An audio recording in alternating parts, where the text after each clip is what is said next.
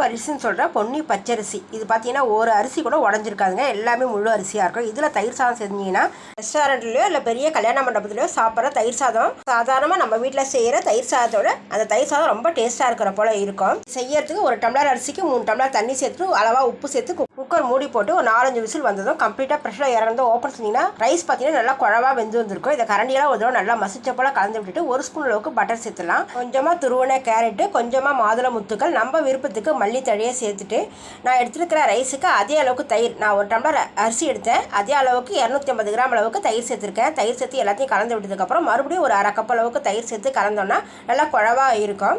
இப்போ இதுக்கு ஒரு தாளிப்பு கொடுக்கறதுக்கு கொஞ்சமாக எண்ணெய் சேர்த்துட்டு கடுகு ஒரு 1/2 ஸ்பூனு, உளுத்தம்பருப்பு, கடலைப்பருப்பு 1/4 ஸ்பூன் சேர்த்துட்டு வரமிளகாய், கருவேப்பிலை, பச்சை மிளகாய் சேர்த்து துண்டு இஞ்சி துருவல் சேர்த்துட்டு நல்லா மணமாக வாசனை வரும்போது ஒரு 2 சிட்டிகை பெருங்காயத்தூள் சேர்த்து இதை தயிர் சாதத்தில் சேர்த்துட்டிங்கன்னா நம்ம ஹோட்டலில் சாப்பிட்ற அதே சுவையில் தயிர் சாதம் ரெடி.